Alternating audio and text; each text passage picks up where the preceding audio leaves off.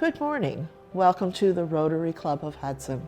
My name is Marilyn Orr, President of the club, and we are thrilled to have you join us today. This meeting broadcast is available on HCTV, as well as our Rotary of Hudson YouTube channel and Facebook. Our club meets weekly using this digital platform, Zoom. When we meet in person, it's at Laurel Lake Retirement Community for breakfast. We hope to get back to that soon. We meet most Wednesday mornings from 7:15 to 8:30 a.m. So come out to join us for a meeting. We would love to have you as a guest. To learn more about Rotary, our club, and the impact we are having on our local community and the world, please visit our website, rotaryhudson.org. So enjoy this meeting today and help us share the message that Rotary opens doors of opportunity.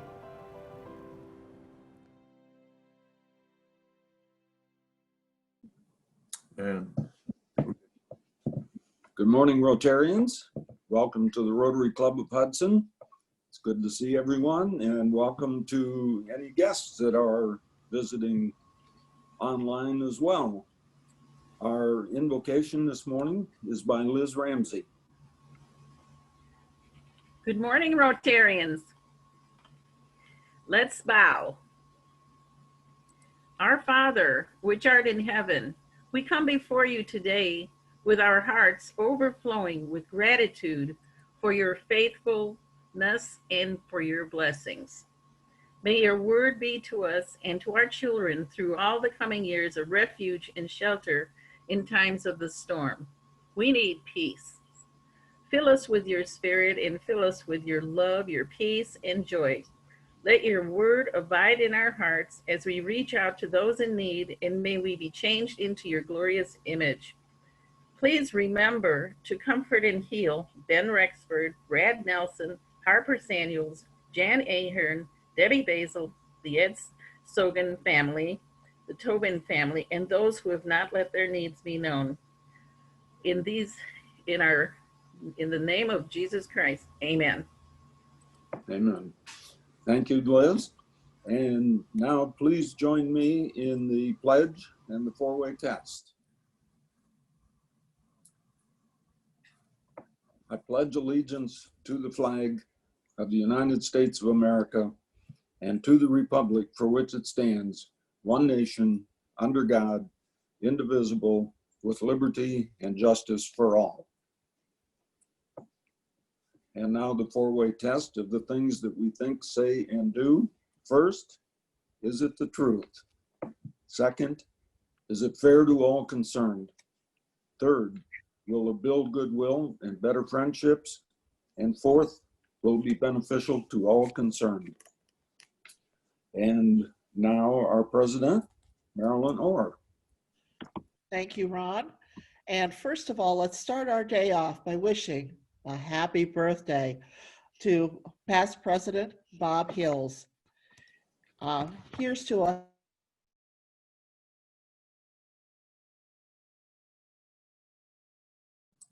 Marilyn, you have to unmute. I thought I had. Well, No, let's start I over. accidentally hit the mute. Okay, do you want me to start again? Sure, yeah. Sure. Well, let's start today by wishing a happy birthday to past President Bob Hills. Here's to a happy and safe and healthy 92nd year. Flowers and a congratulatory happy birthday balloon were delivered yesterday afternoon, and Bob and Marty were absolutely delighted with the many cards and goodwill wishes coming from within our club. Thank you for responding to my call for a card shower, and especially I want to thank Ed Sogan, who put that idea in this little head way back in the beginning of July. This was a really nice thing to do. And when I mentioned to Marty that we were performing a random act of kindness, yeah, you should have seen the smile on her face. That really made my day. But today is really a special day, and I want to thank all of the visitors who are attending because we have several. I'd like to introduce my friend, the District Governor of District 6630, Pat Myers. She's a friend to many Rotarians in this club, as well as those within the Noon Clock Tower Club. How fortunate is Hudson to have 2 active Rotary clubs? And to the many of our club, this in our community, this is the face of Rotary in Hudson. Welcome, District Governor Pat Myers. Thank you. I'm very delighted to be here. Good morning to each of you. And I thank you, Marilyn, for your introduction. Before I begin my remarks, I'm particularly honored to be with you today for a special recognition. It's entitled the Rotary Unsung Hero Award. This award is designed for club presidents to pay tribute to a person whose special service to Rotary has placed them in a category all of their own.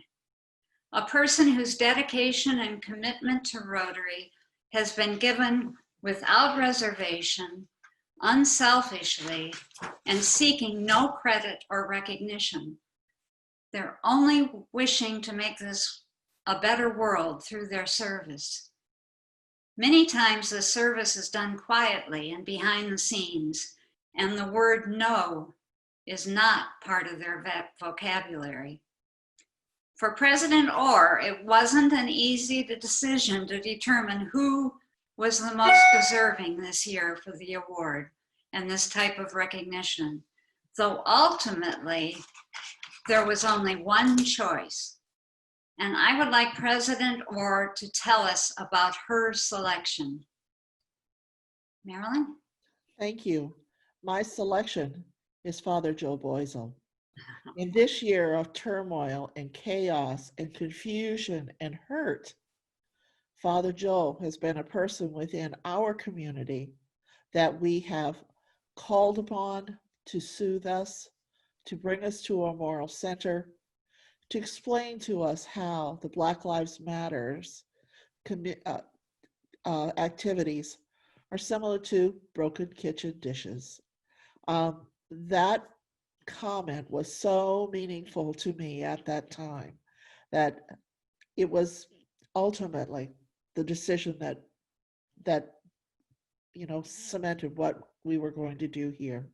So thank you, Father Joel, for the support that you've given me as an individual and that you've given our club. We really, really treasure you as a member. Thank you.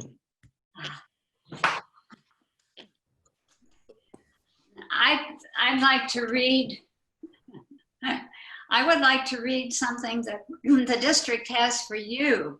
I have the district governor's citation.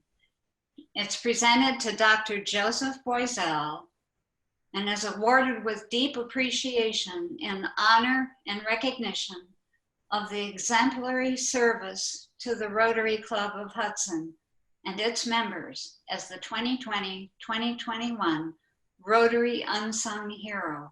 And it's dated the 16th day of September, 2020. And it's given from a very grateful district governor on behalf of District 6630. Thank you, Dr. Boisel, for all of your service. And I know who you serve, so thank you. Congratulations. Thank you. I'm stunned and obviously humbled there. I see in front of me about 20 people who deserve it more than I do. But I appreciate your kind thoughts and recognition. I wish I had put on a collar and not shown up in my t-shirt and a ball cap. But a Zoom world, right? So, but thank you so very much.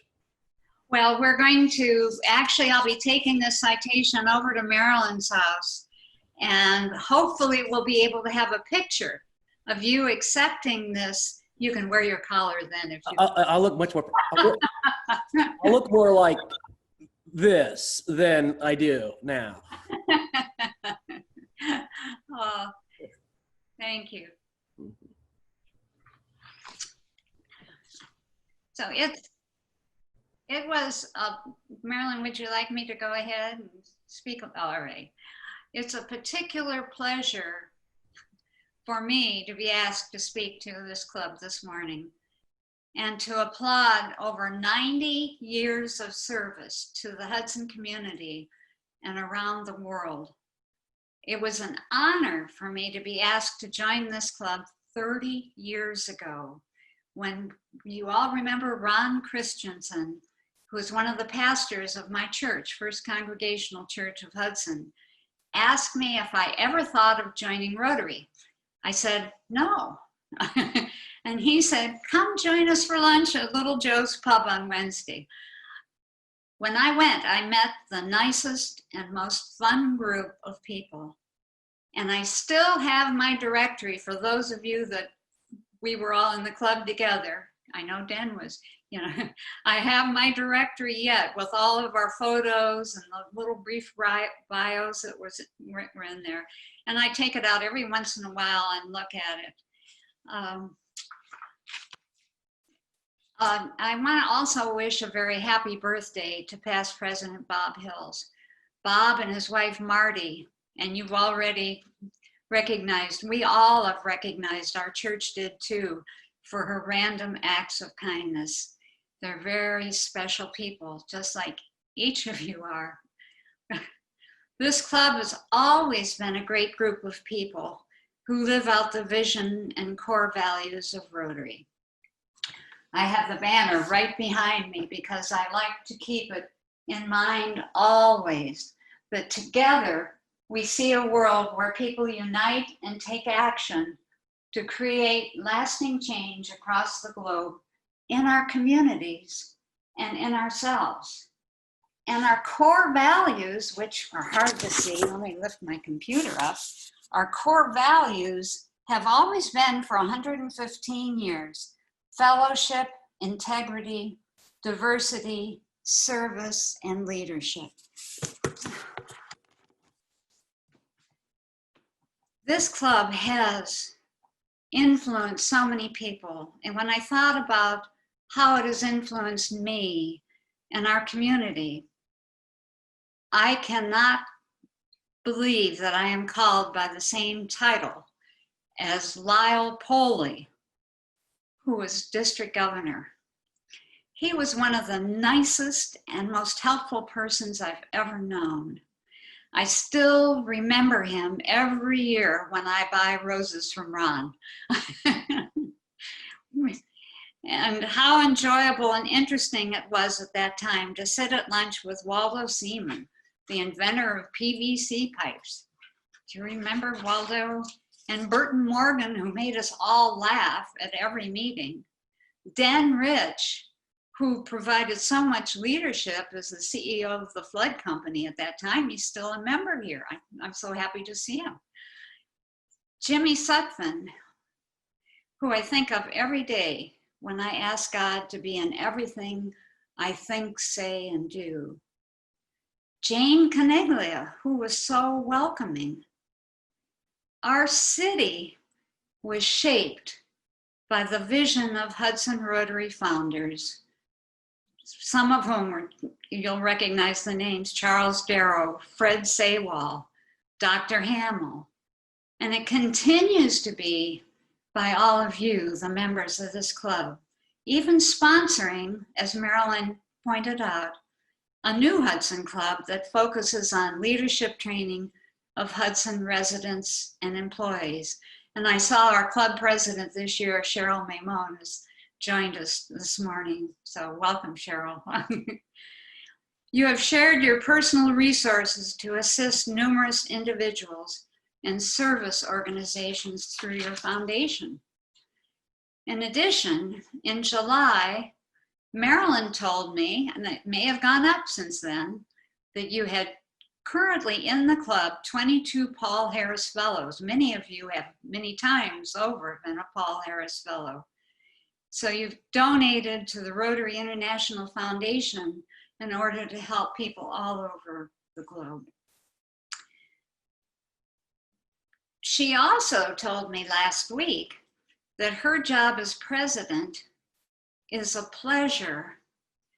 And it's a pleasure because you are each right there to support and encourage her and take active positions of leading various club roles and responsibilities. Even in this year of change, you have continued to be that support. And like Rotary International President Holger Knak's theme of Rotary opens opportunity, Hudson Rotary is finding opportunities to answer a call for help, to honor people, to provide needed scholarships, to unite. You join the clusters in a project to buy stoves for the Boy Scout camp. You've taken actions even while you're staying home, staying safe. We are all people who love being with others, who share these same core values. Rotarians have had for 115 years. We like to serve, laugh together, celebrate Bob's birthday today, share concerns when people are in the hospital, celebrate good news, and yes, even grieve with each other, as I have with you these last couple of weeks in a time of painful loss to some of our members. And we've had to stretch and learn new habits. And yes, technology. I say all the time that we were kicked into using technology whether we wanted to or not. Not very many of us are as talented as James Field is using technology. But how do I see the year ahead for Rotary? What is my vision? Well, my vision is pretty simple. It's right up here. That's my vision. My goal this year is that each of our clubs and members are connected with each other and engaged in service. My objectives include sharing with each member the opportunities, resources, and support as they become available that Rotary International, the district, and other clubs can provide.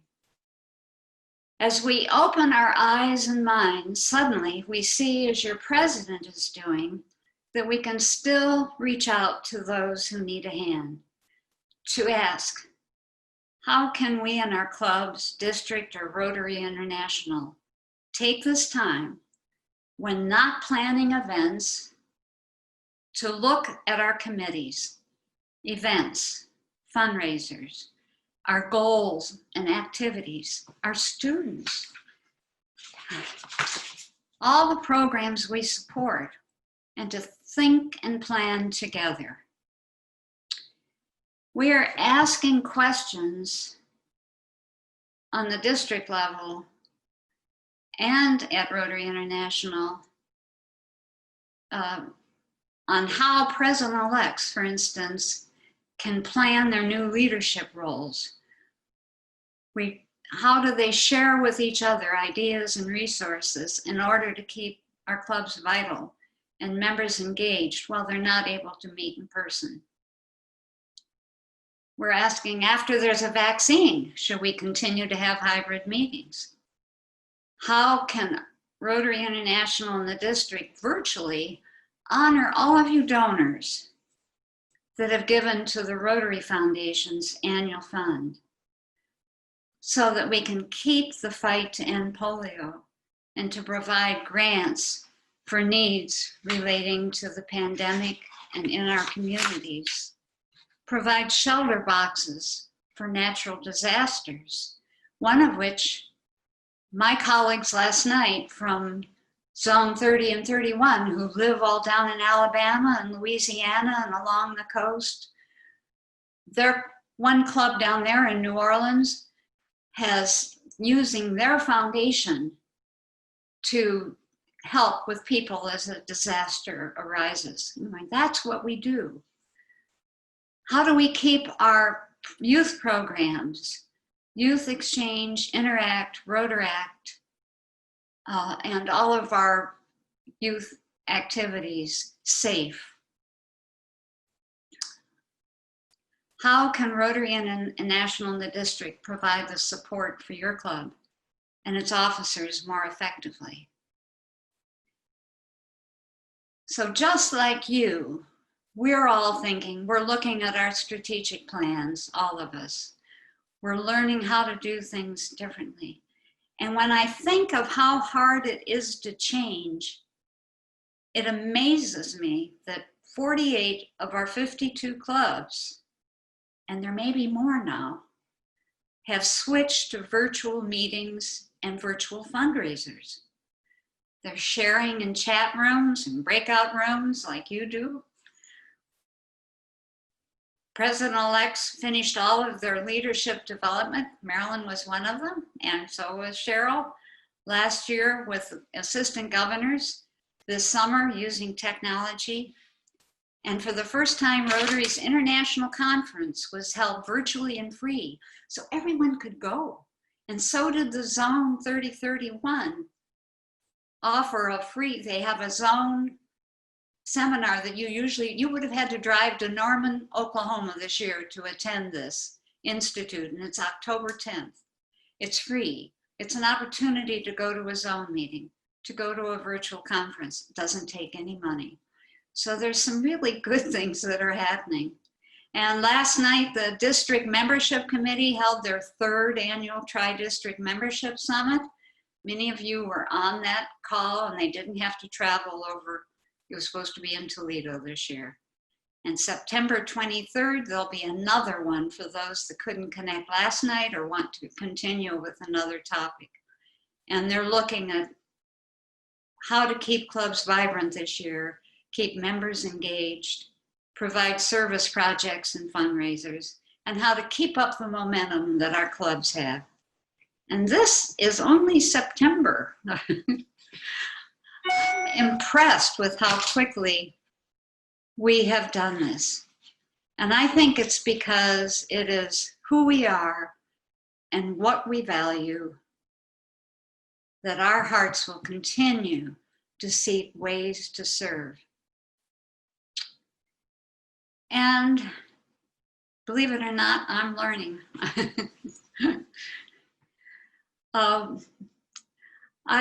I think that there's one opportunity that the club has too, that Rotary International has just done, and that is they've updated and revamped their My Rotary website.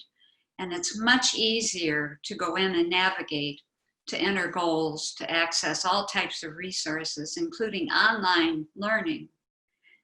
And they're also this year offering something that I can do. If anyone in your club knows of someone in the health field who deserves to be recognized for what they've done to COVID this year, I have an opportunity to nominate them for a special award that would be presented at the World Health Organization's meeting in November. So if you have any names, please send them to me and let me know. Before I stop, I want to share a little story. When we were going to have our All Ohio Pets training in March, right before, it was literally 2 days after we had to close down, the governor closed everything down. I was asked when we were planning that to provide walk-on music when I was to say the invocation before the introduction of our speaker, Governor DeWine. As I thought of Governor DeWine and his years of service, always seeking justice and trying to address needs of people, to do what was right, I looked through my music on my computer that John downloaded for me from a number of sources, and I thought, what would fit? What would I want to walk onto that stage for? And I found I clicked on a song I didn't even know I had, and it describes Governor DeWine and each of you Rotarians here today. It was called Heart of a Hero by Luther Vandross.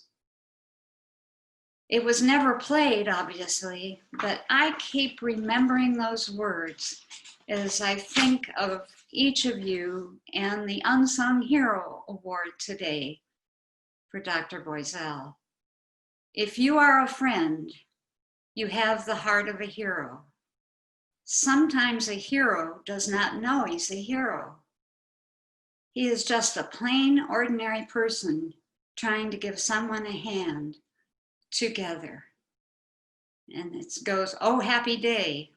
Inside every heart, there is a hero. You are a heart, each of you. Each of you are a hero. Say it, a hero. I look forward to giving someone a hand with you this year. Thank you for having me today. Thank you, Governor. It was really nice to have you with us. Very nice to have you with us. Earlier, do we have any questions for District Governor Pat Myers? Any comments for District Governor Pat Myers? It is wonderful to see you in a position of leadership within our district. I think in this time, especially, it's so special to have someone as kind and energetic and inclusive as you have been. So we're really looking forward to a great year. And I know your schedule is going to be busy. I believe you get an opportunity to speak with most Rotary clubs throughout the district. Is that not the case? That's true. How many clubs actually are there now? There are 50, if you count the E Club, there are 53. Wow. And what is total membership? And our total membership, and now this does not include, Rotary actors are full members of Rotary now. But we've run around 2,000 members. Still, there's probably about 2,000 with Rotary actors. I think we're at 1860 something, officially. Well, last week the teacher advisor of our Rotaract Club was on our Zoom session, Wanda Bosch, and she indicated that they were proceeding forward, and as always, the program is quite selective because they have more people wanting to participate than they actually can accommodate. Is that the general rule that you're finding in other Rotaract clubs as well? We have, I wish I could say that we had more Rotaract clubs than we do. In fact, originally before COVID hit, that was my highest priority for our district. But we have several very good active Rotaract clubs. And it's true, once someone's in a Rotaract club, they love it. That it's the greatest thing that could happen because you have all your own rules. You meet when you want, you do what you want, as all clubs can.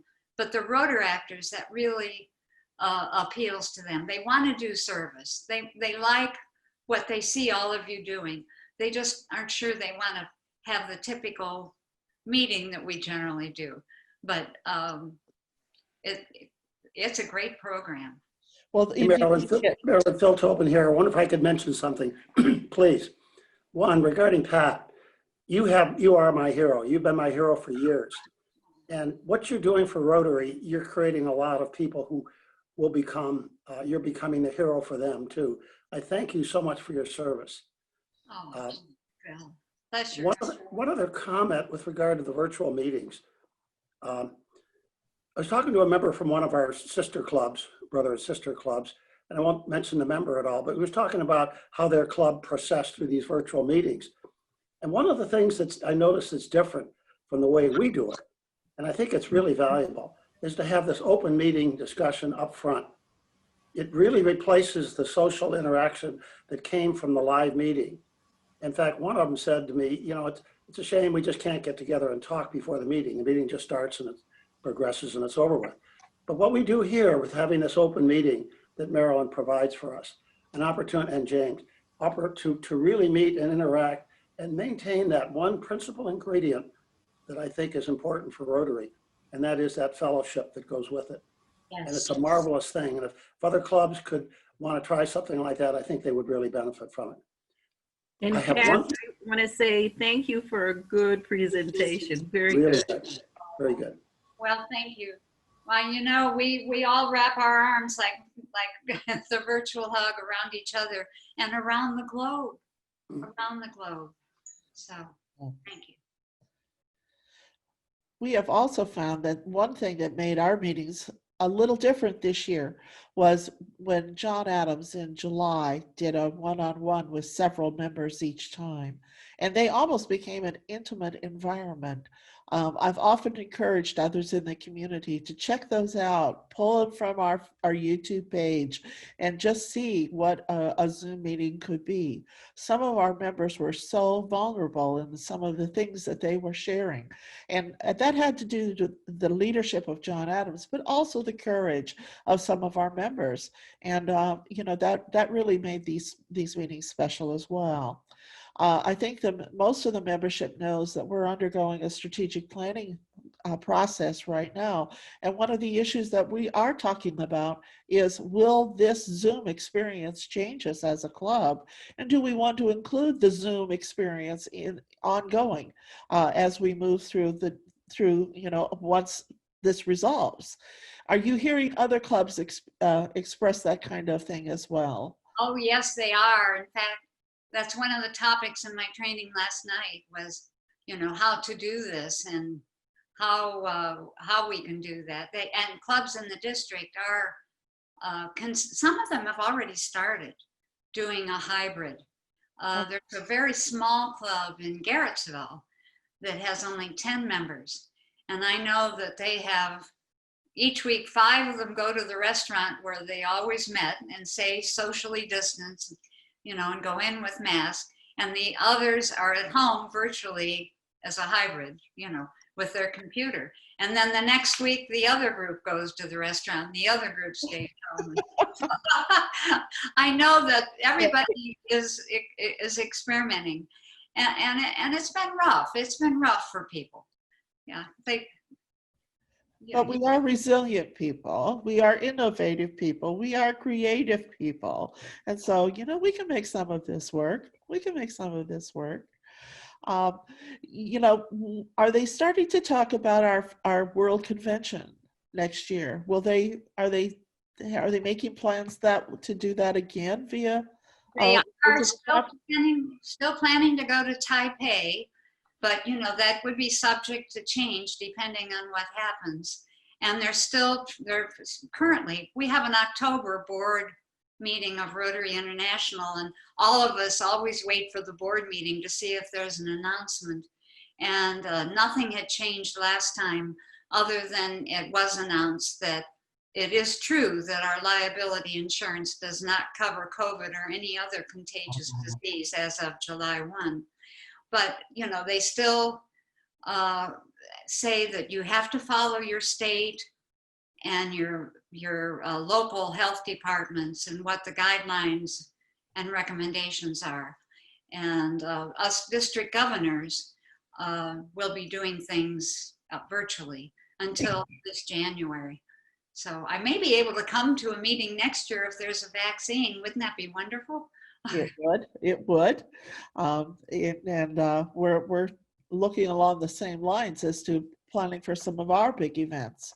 You know, our gala has been canceled this year. We had rescheduled for October, again canceled because we didn't have resolution, and we're starting to wonder about next May. What kind of things are you seeing others doing creatively to raise funds? Well, there are a number of people that are doing virtual raffles. I'm getting a lot of invitations from different clubs to buy tickets for their virtual raffles. Sure. Yeah. And they're doing reverse raffles, and there's still the Brunswick Club this week is they have an annual pig roast where they raise a lot of money. And what they're doing is they checked with their county health department and found they could not have any people in person, even in the park, thinking they could be, you know, could have people of 10 at a table, but they could not. And so they've respected that, and I'm so grateful to them. But they're having people drive up and they can pick up their dinner, and then they're having a virtual raffle. So that's how they're handling that. Do we have any questions from our audience? Yes, I do. Pat, thank you for your presentation. I have a question. You mentioned early on that you have a directory from 30 years ago. I do. How many clubs actually have directories? And in those directories, do they showcase the talents of each member so that those talents can be shared with others and provide help to others? Well, some of them do, like our old directory. Have you seen a copy of it? Oh, I'd love to. It shares what our, what our profession, like I was higher education. And so, and it does tell a little bit about us, but some are doing it via newsletter and newsletter links right now with technology. And some have, I've seen some that have done hard copies last year. The Northampton Club, I remember, had a hard copy, and a number of clubs do that. They have a hard copy where they list things, but I see more online right now. All right, I think it ties in very nicely with what John Adams provided to the club, and that those were the individual interviews where we learned a lot about each person. So I want to think about that. Yeah, that's a good idea. Okay, any other questions or comments? I love that cover, Bill Libby. Yes, yes. Oh, Bill Libby, can you unmute yourself, please? Bill, can you unmute? He's showing the Rotary magazine and typing. Yes, indeed. He is indeed. Yeah.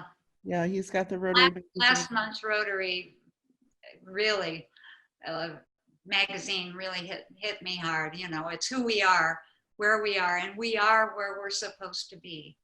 Well, in fact, this September magazine also lists an Akron Rotary member, I believe, in one of the interest groups. Not many people are aware that Rotary has interest groups. She's the president of the bird watching group, where people, worldwide are sharing interests.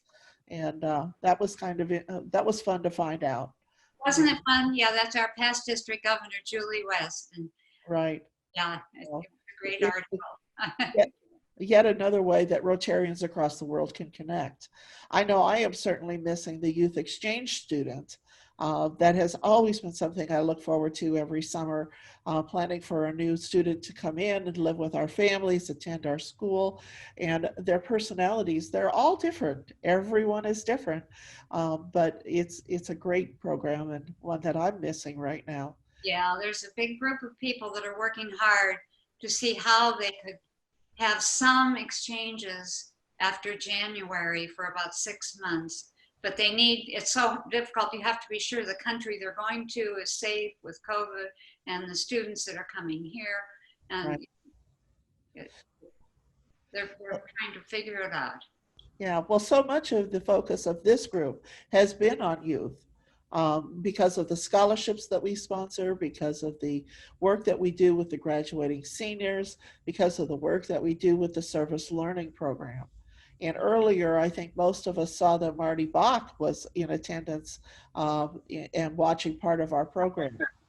The service learning program actually is going, and this is the first week that the students are at sites. And unfortunately, many of the sites that involved senior citizens, the hospice programs and the retirement homes are not accepting the kids. But that doesn't mean that they're not working with them. These kids are preparing packets and working to do things there, including work outside. So I think it's really awesome the way that they've adapted that program. It has the same number of students that it had in past years. And so they still have 4 teachers involved and approximately 90 kids. The food pantries haven't shut down, so they're working there. Are most Rotary clubs working very closely with food pantries? Are you hearing about that? Yes, they are. There are many that are working with food pantries and many that are providing personal, equipment through the PPE equipment to EMS people and the safety forces, and food to the schools. They are. A number of clubs are doing that. Yeah. Well, All and of across course, the district. Probably every club. you are fully aware of the fact that our club worked together with the Clock Tower Club to create the 90-day backlog supply of personal protective equipment with Chief Varnes, and that was Yes. it was a wonderful opportunity to work together, and it was a great project to kick off this year. Oh, it was great. 25,000 you raised. I know. Together, Yeah. together, everyone combined, and with your contributions from the community. Yeah, And that's pretty awesome. I'm going to buy a mask, Yes, with the clock tower on it. Yeah. right. The Clock Tower Club has a new project starting, selling a mask that has an image of Hudson's iconic clock tower, professionally made, and it'll be nice. Yeah, and the total goes to EMS. They're not keeping any profit. It's not a fundraiser. It's just a service project. Yeah, that's pretty awesome. That's really great. So any other comments, any other questions? Just just one comment, Marilyn. Hi, Pat. How are you doing? Good. It's Night Evan. I was going Yeah. to say we celebrated your wedding a year ago. Coming up on the 1-year anniversary. Yeah. Hey, Pat, I just wanted to say congratulations, and that I think that you're doing a great job. And I definitely, speaking for myself, but probably most of us on this Zoom call, we're very proud of you to be leading our district right now. Oh, thank you, Evan. And I'm proud of you too. You know that. You've been a great help to us in different committees in the district. So thank you. Yeah, we're looking for good things for Evan to come with a future of Rotary. We think he's one of the bright young leader stars, and so we're grateful for any opportunities that you can throw his way. We had mentioned the Rotaract Club before, and it's become a recruiting tool for us. Liz Qualick, who is a member of our board of directors, was a member of a Rotaract Club. So once we get youth involved in and understanding what Rotary is all about, they can take that enthusiasm into adulthood as well. We all know that. And of course, Evan was born and raised in a Rotary family who participated in youth exchange. And I don't know if many of our members remember that the person who stayed at their home was the president of his club in Brazil at the same time that Evan led our club. So, I mean, how awesome is something like that? That's really very, very cool. So anyway. It is. There is a new focus on environmentalism as an area focus for Rotary. What are you finding our district is doing to promote that? Well, one thing, Steve Zaber, maybe you can speak up and tell what you're doing with the Manaway Club. Is he still on the call? Yes, I'm still here and I had to unmute. We are working with the Downtown Manaway Revitalization Corporation, which is a volunteer organization to help support rebuilding downtown Manaway. We have put in a pollinator garden at the entrance to the Headwaters Trail. That's a former railroad. So it's a rail to trail. And it is really coming along. We planted 21 different, 600 plants, 21 different varieties this summer, and watered it and watered it and watered it during the dry period. And it's blooming. It's going to be phenomenal. And our thoughts are that we are going to continue to expand that pollinator garden along the Headwaters Trail. Thank you, Steve. And I can also tell you about Julie Brandel, who is a past president of the Akron Club, she owns a company, Metis Construction in Kent. And she had a lunch and learn a few weeks ago on a Monday. that we had on the district website. And you could come free and hear Davy Tree resource people who are doing research on the canopy of trees. And they showed they showed the pictures down. They take photos up above to show the canopy, and they take pictures year after year to show the canopy and how it's either growing or declining. And they talked about how important trees are to our health and to the environment. It was a wonderful opportunity. I'm hoping that she continues with another lunch and learn, which is a great idea. It was a Monday noon during lunch. One of our own Rotary members, Mimi Becker, has been instrumental in starting a pollinator garden in the community that she lives in, Laurel Lake. And then when she was employed, Mimi, I'm going to suggest that you be a speaker for this group. She helped create a worldwide effort for students to participate in environmental issues by creating a resource where they could actually participate in projects. It's pretty exciting. It was something that we didn't know about until she was interviewed. To know that one of our own, as a professor, had created this for her, I think it was high school students, correct, Mimi? Can you unmute? The World Project is, I believe, what it's called, but it's very fascinating. Oh, she's trying to unmute, maybe. It's not on. There Oh, she goes. thank you. Here we go. It's called Globe, the project, and it's K through 12 with their teachers and scientists. It's an attempt to get kids from the get-go to be engaged hands-on in monitoring Earth systems. And it's everything from soil to water to critters to weather and climate to sea level rise. It takes all of the Earth systems and engages schools. I think right now, I think we still have protocols with 130 countries. Wow.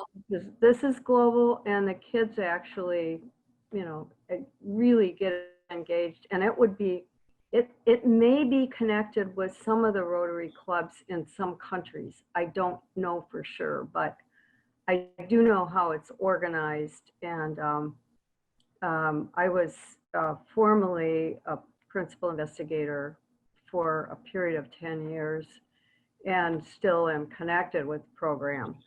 But it is a really great way to get kids involved in real science, doing real stuff for their communities.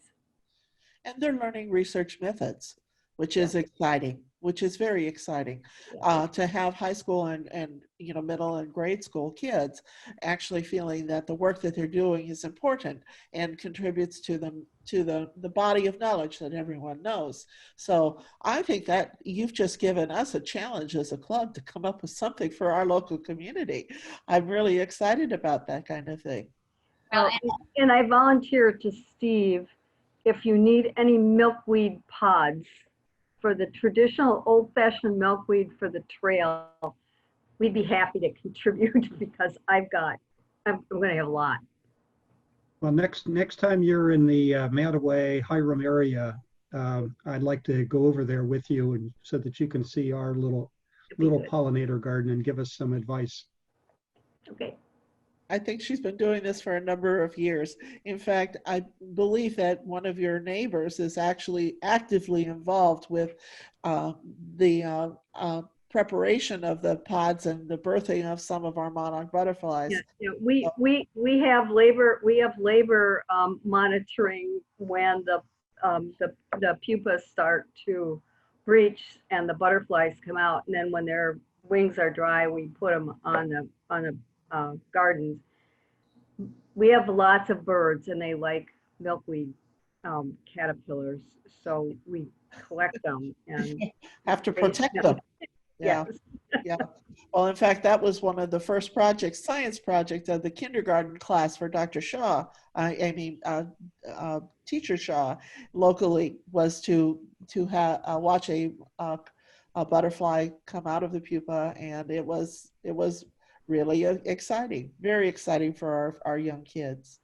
Well, it was awfully nice to have you with us today, District Governor Myers, and we wish you every success in your year of leadership.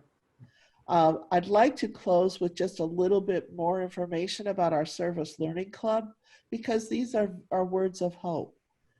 They are adapting as they go, and they're trying their best to provide students with meaningful service experiences. Everybody is happy to be back in the classroom and happy to be seeing each other face to face again. And we hope that that will continue safely for the duration of the year. They started with units that focused on gratitude and good news, and isn't that appropriate right now during these times? So yesterday they started lessons on positive thinking and shifting your mindset actively to that of joy and positivity. So they're excited for the start of this year. Pat's excited for the start of this year. I'm excited for the start of this year. We're about a third of the way through, no, a quarter of the way through. And I'm really optimistic that we're going to get better as this year goes on. Next week, we will have a Rotarian, Bob Oborn, as our speaker. Bob is a very active Rotarian as a member of the Stowe Monroe Falls Club, and on the district level as an assistant district vice president who coordinates with our governor with our clusters. Now, monthly, he is pulling together the leadership from the Cuyahoga Falls, Hudson Clock Tower, Northampton, Stowe Monroe Falls, and Talmadge clubs. We do a joint matching grant project and learn best practices from each other. So in other words, it's ongoing education, ongoing growth, ongoing sharing of what's happening within these clubs. And I believe what happens is that we're all better because of this process. So here we will hear more about the influence of Rotary within our immediate area from Bob next week. We're going to close just a few minutes early today. And I'd like to close by going over, as I have traditionally done, and talking about this day in history. Now, not on this day, but on September 19th, New Zealand in 1893 became the first self-governing country to offer all women, including those of the indigenous Maori tribe, the right to vote. It took us a little bit longer. In 1908, carriage maker William C. Durant founded the General Motors Company in Flint, Michigan. In 1966, the Metropolitan Opera House opens in Lincoln Center, New York, and Leontine Price was performing as Cleopatra in Antony and Cleopatra. The Metropolitan Opera is a wonderful resource for our country. I used to go to the movie theater and see operas live. And I mean, I've never been to New York to see it there, but it's a wonderful resource for us. And you can now actually even Zoom performances of the Metropolitan Opera House. And lastly, in 1997, Apple Computer invites co-founder Steve Jobs to return as its CEO. He had started out as a young and idealistic young man, got in a little trouble, and learned a few lessons. And isn't that what we all need to do? So I'm wishing you a good day, and thank you very much for joining us this morning for the Hudson Rotary Club meeting. Thank you, and I hope you have a great day. We'll see you all later. Okay, bye-bye. Bye-bye. Bye. Bye, Marilyn. Have a great day.